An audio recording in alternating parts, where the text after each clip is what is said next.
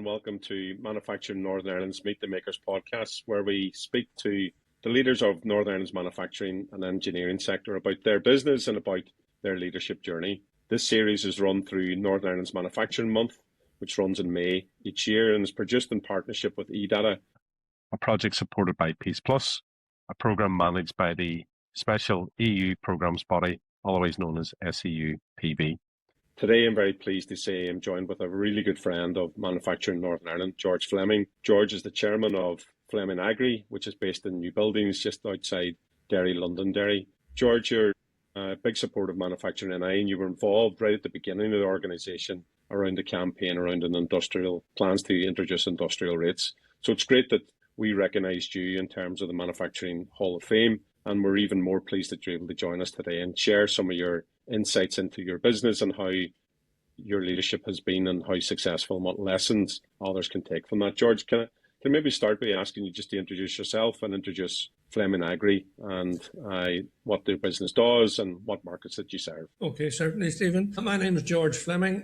I'm chairman of Fleming Agri Products. We are based here in New Buildings between Derry and Strabane. We employ just over 100 staff at present. We manufacture a range of agricultural machinery and equipment, which is sold mainly throughout the UK and Ireland, but also throughout the Nordics, Europe, as well as Australia, New Zealand and the USA. It is a family business which has been going for over 160 years. Recently, or in the last 5 years, we have had a management buy-in, so there are a part of the management team are now have a shareholding in the business. And George, obviously you weren't around 160 years ago when the business was founded. I know it's a very proud family heritage that you inherited there. But for you, were you always destined to be in that manufacturing side? I mean, I know you're a very fine golfer and even better cricketer.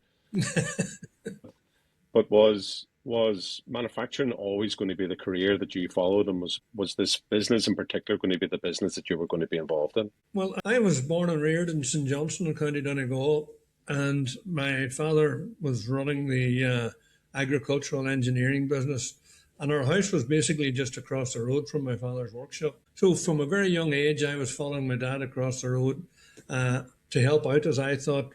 I think the truth was I was more a hindrance than a help. But he did put up with it because I was showing an interest in what he was doing. Those days, timber was a big part of the raw material, as was steel. We made a lot of timber products, things that no one would ever recognise us for now. We made flat bottom boats for fishing on the foil, fish boxes, potato boxes, cattle feeding barriers, all from timber that my father would have sourced from local forests and processed in his own sawmill. And these were products that a youngster like me could help with, because basically if you could bang in a nail, then there was something that could be done. But as the fishing on the foil declined, the potato industry got more mechanised, plastic injected moulding fish boxes and potato boxes were much cheaper to produce and lighter to handle. And then in 1972, the sawmill got burned down and my father decided he would concentrate on the engineering. All this happened when I was just coming into my teenage years. And I used to watch with awe how my father wheeled and dealt for steel and components and found solutions to agricultural problems that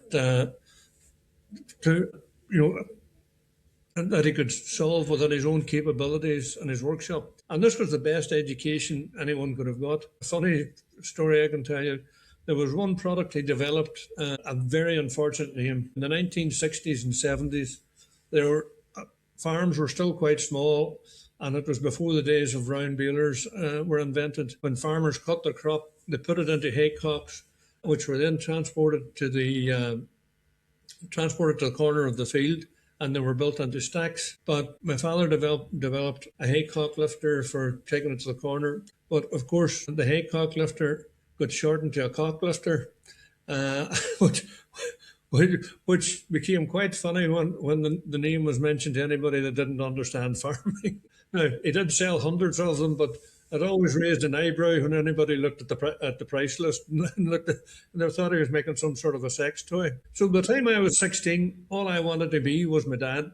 I left school, did an apprenticeship with my dad, went to the Northwest Regional College, and that was me entered into the world of engineering. And George, obviously, family is incredibly important to us all in this community, and particularly in our manufacturing community, where we have businesses that have been successful and established for many decades. But obviously, being inspired by just watching your father looking and identifying problems and creating innovations that provided solutions that made life easier for other people, that's obviously inspirational. But can you recall anything that was said to you at the beginning of your career, either by your father or anybody else in business, about that kind of real, kind of strong values that need to be in place in order to be successful in a business? Well, when I started out on my own, my dad always said, if you're going to sell to someone with no money, don't be surprised when you don't get paid.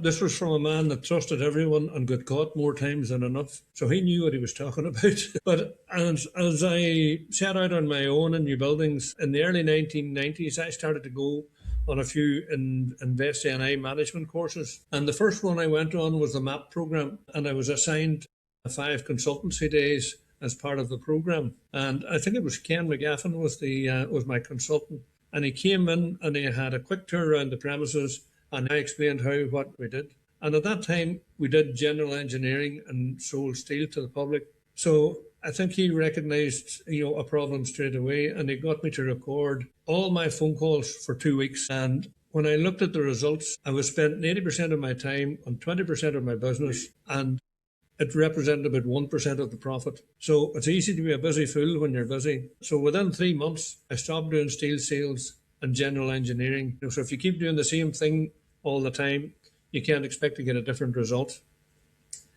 Another thing that I remember, in the mid-90s, I had a meeting with my accountant, Andy McCartney, and I'd had a couple of good years, and I asked Andrew what he thought the company would be worth. And he sort of shocked me because he said nothing. He said the company revolved around me. He said I bought everything, I sold everything, I managed everything. So without me, the company didn't really exist. So from that day on, I set about empowering staff and building a team that could run the business without me, so that the company would have a value. And one other wee thing that I did do was I went on a best practice visit to a sheet metal operation in the UK. The owner of that company made cabinets, I think it was.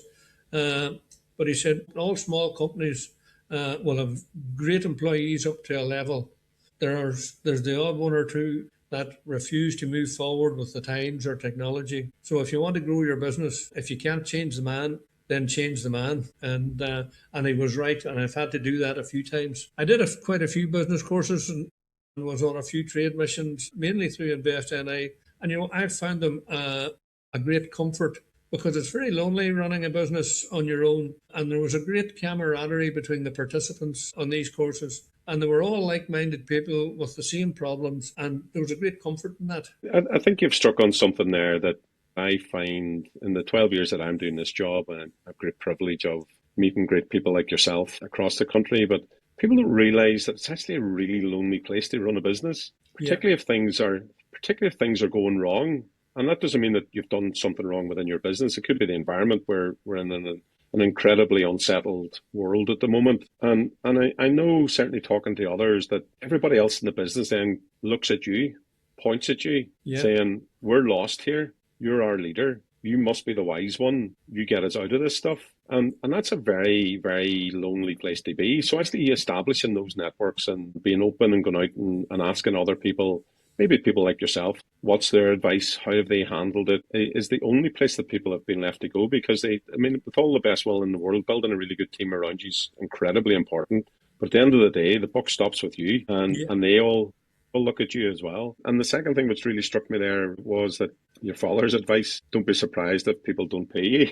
With all due respect to everything that happens in your business, whether it's your supply chain, your sales, your marketing, your HR, your production facilities, your efforts to improve the work that you do, only the moment that the check actually clears your account is the moment that you're actually in business. Everything up until that point is incidental until the check actually clears your account. So I think your father's advice from the 1970s weighs really strongly even today. I mean, the thing that kind of struck me about all my engagements with you is you've been an incredible business, and you managed to sell your products to the other side of the globe, passing every single one of your competitors, and many of those competitors in lower cost environments in terms of being able to manufacture closer to the supply chain, closer to the customer, cheaper labour costs, energy costs, or whatever else. But your customers are in New Zealand, they're in Australia, and they're right across the globe.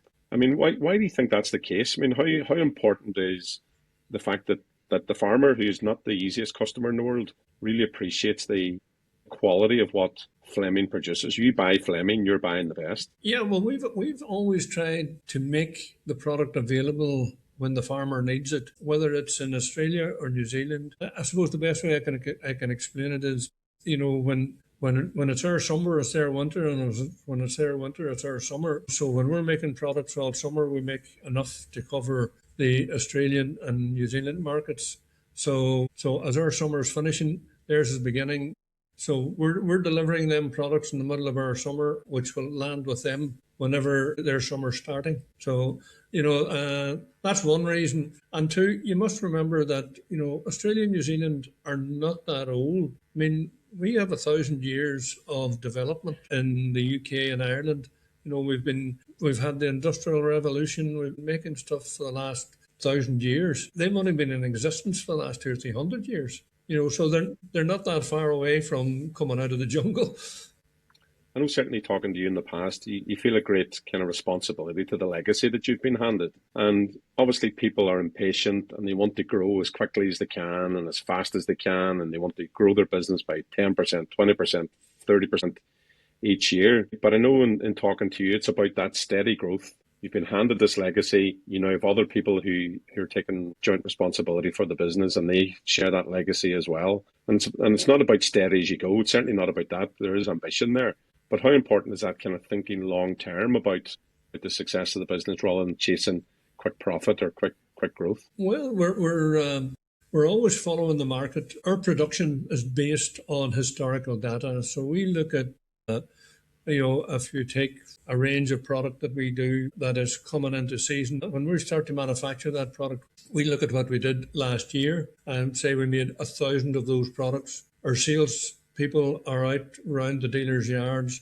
They're looking at, well, that guy bought 15 of those machines last year and he's got 2 left. So he'll be good for 12 to 15 this year again. He's sold out, so he'll probably be looking for the same again. Oh, he's still got 10 of those 15 left, so maybe not. So we're able to figure out roughly what the demand will be so that we can start manufacturing before the orders actually come in. And because our product is pitched in a price range in the machinery world that it's fairly easily bought. They don't have to go and borrow money like they'd have to do to buy a £100,000 tractor. Our product range from 300 quid to 10,000 quid. So if they need a new tanker, they need a new tanker, and we will try and have that tanker when they need it. Same with transport boxes, yard scrapers, bale handling equipment, grass toppers, trailers. We're working on historical data all the time. And we have developed that quite well, and it works very, very well for us. But regarding growing the business, it's taken us nearly 40 years to be an overnight success. In the beginning, it took me years to understand what direction I wanted the business to go in. But once I could see that direction, dropping the steel and the general fabrication and concentrating on the agricultural machinery and working with dependable dealers. If you go back to my father's time, when the fish boxes were being and the potato boxes were being taken over by injection molding, when the fishing stopped, he didn't put his hands up and say, oh, well, that's all right, I'll retire now. He then looked to see what other opportunities there were. He developed his cot lifter and various other products. Harry Ferguson developed the 3-point linkage system. He also developed a wee plough, and he developed an earth scoop in the back of it and all that. People like my father and TJ McKenna, they took that earth scoop and developed it into a transport box, which we have made tens of thousands of, from he started making them. And George, obviously, with the business being around so long, you've seen probably everything thrown at you at this stage. I mean, you talked about been born and grown up in St Johnstone, which is directly across the river from where you are, but it's in County Donegal in Ireland. Yeah. So the business has come through partition, it's come through 2 world wars, it's come through economic crisis and growth and economic crisis and growth. It's come through COVID, it's come through Brexit, etc., etc., etc. I mean, it has to be incredibly resilient to be able to do that. I mean, what do you put the resilience down to? Is it, if you look at history, is it any different from my grandfather coming through the First World War, partition of Ireland, Spanish flu, father the Second World War, rationing, BSE, foot and mouth? These things have all the troubles. I mean, we barely mentioned the troubles. We were coming through bombs and checkpoints and hold-ups and hard borders back in those days. You just dealt with it, and to coin an old phrase, business will always find a way. And you've demonstrated that enormously. I mean, one of the things I know about you is you've always been very open to share your own knowledge, experience and wisdom with others, and particularly collaborating with others. I mentioned about being one of the first on board with manufacturing in Northern Ireland back then. But again, like you're collaborating with other engineering firms in the Northwest on this GEMX project, working with other industries in terms of trying to build that supply of labour into our manufacturing community. I mean, obviously people are often suspicious of collaborating with each other, thinking there's competition there, but you've never seen it that way. You've only ever seen it, from what I can witness, as a positive thing. So what would you do to encourage people to collaborate more? We've been collaborating with other businesses for over 25 years. If you go back 25 years ago, NC Engineering and ourselves joined forces. Neither of us had a UK salesman. Our products didn't really conflict. So we decided we employed a salesman, and he worked, because we were actually calling with a similar customer base. So he was able to sell both our products without conflicting with either company. And that worked perfectly for 10 years until we got a level of business built up that we both needed a salesman of our own. But that 10 years worked perfectly well, and we shared space on overseas shows and exhibitions, and never had a problem working with them. In the same vein, I've worked with Nugents, and we used to buy products from them and they used to buy products from us. And in the Republic of Ireland, we worked with Abbey Machinery, we worked with Connor Machinery, where we collaborated with products, not in designing products, but maybe we would have bought products from them and they would have bought products from us. And a friend of mine was at the ploughing match one time, and he was looking at a Connor hydraulic box, and he just heard 2 boys were standing in front. He said, "Oh, that's a much stronger box than a Fleming box there." And I had sold them to Enda O'Connor, and Enda had painted them green. And I said, but I was convinced that was a much stronger box than a Fleming box. Even today, we currently are working with FNW. We share an HR manager and a health and safety officer, and we employ them jointly. So that means that they're looking after 180 people between the two companies. And it works very well for them and very well for us. And the expertise and the knowledge that we have, those people are able to transfer into the FNW group.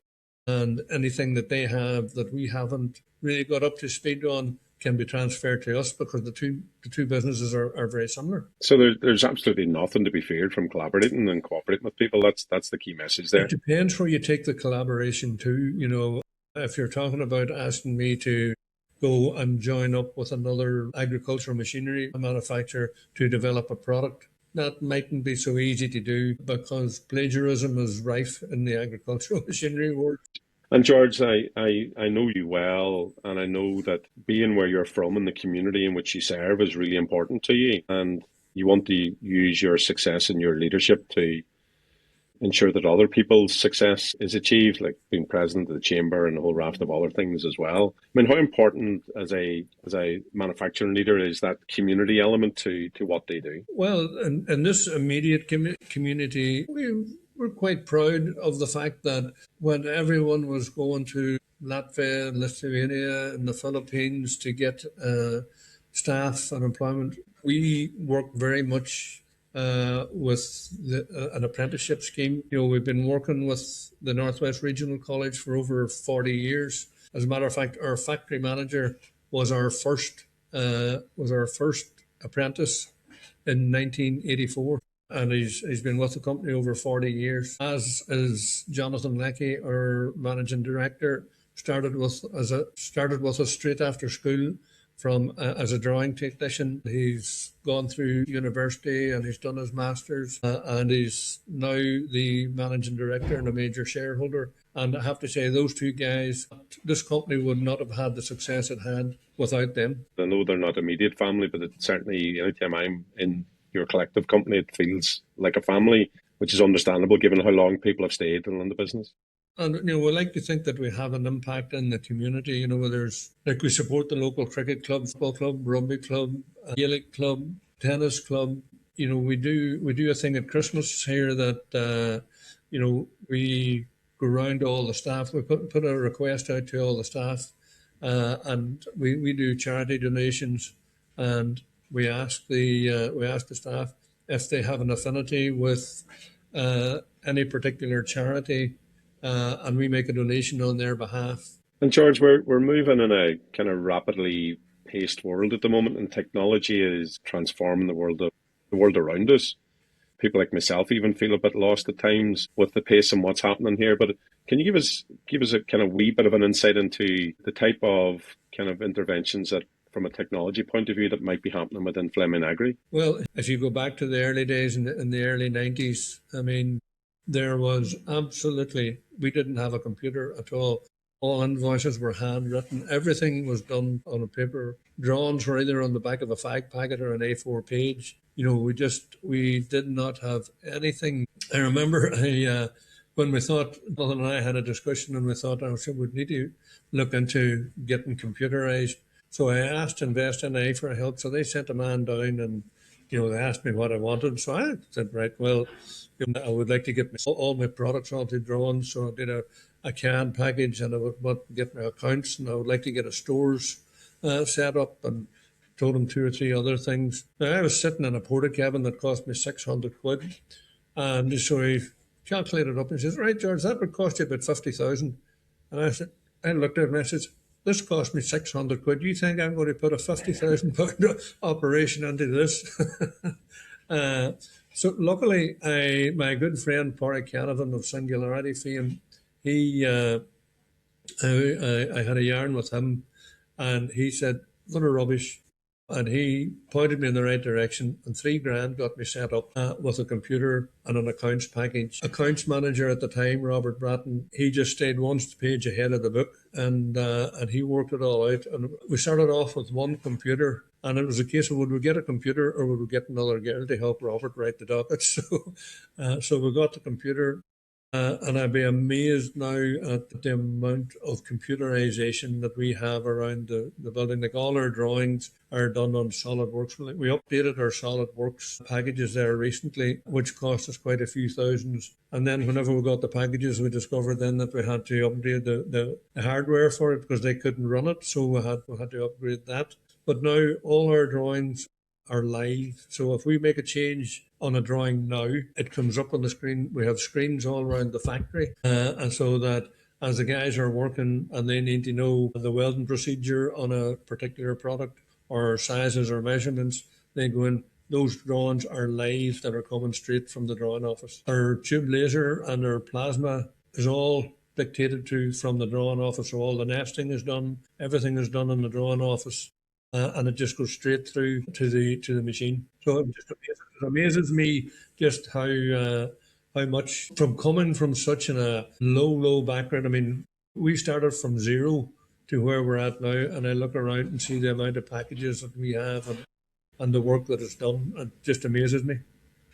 All our dispatch, everything is done. Marketing, sales, our parts, all our product parts are on a platform now that if a farmer breaks down in the field and he needs a part, he can literally look at the part, order it from the field, and it could be delivered to him either that evening or the next morning. So the business has been transformed by technology in a very positive way, which is completely good. And George, then kind of begin to wrap up a bit here, but kind of look into the future. Obviously, leadership-wise, things are changing in the business. You've moved to become chairman. Jonathan and others are are very clearly running the business now and invested in the business, as you've said. But what do you think the coming years look like for Fleming and for the manufacturing as a whole? Well, as I say, Jonathan and Raymond have been an integral part of the business, of the process and all the growth that comes with it. But unfortunately, our management team is all starting to get closer to retirement age than they would like or I would like.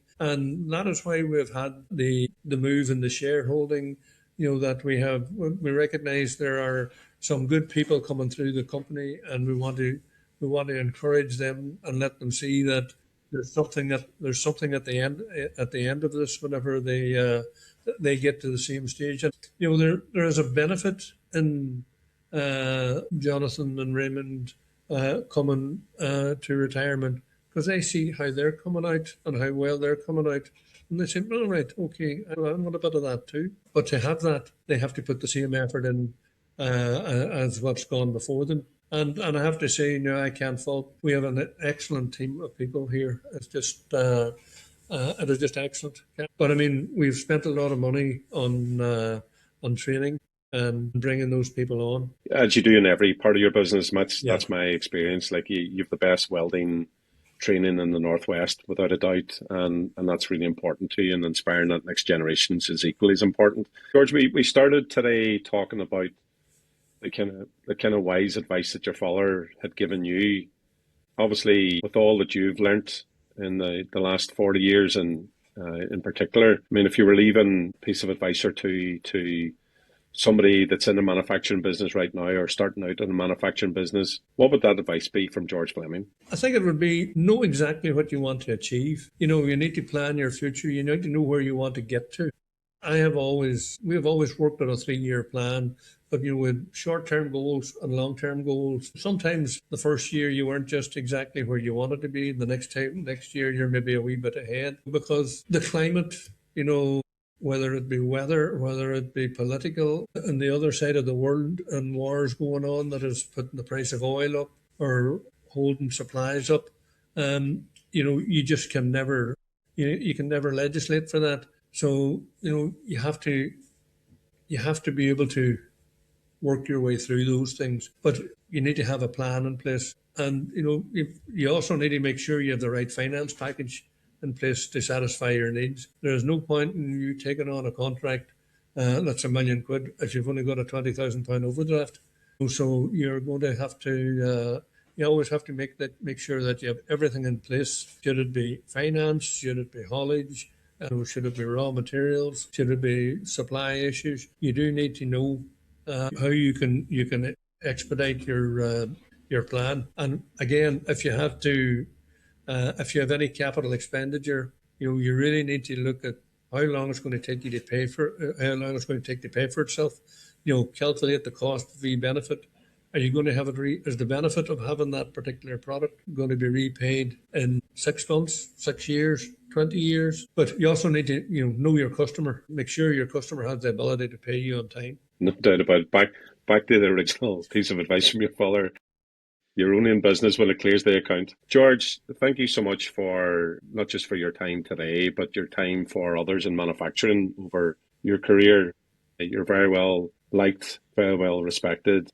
And everybody that I speak to in manufacturing point to you as being a real leader of authenticity and generosity. And as I say, it's one of the reasons why you entered the Manufacturing Hall of Fame back in 2024, I believe it was. Continued success to yourself and your family, and to Jonathan and the others that are helping with the business now as well. I look forward to the agricultural community from right across the world continue to enjoy those blue Fleming products and bringing in their harvest, or bringing in and looking after their farms. Really appreciate your time and your leadership, George, and the very best of luck to you. Thanks very much. Thank you very much, Stephen.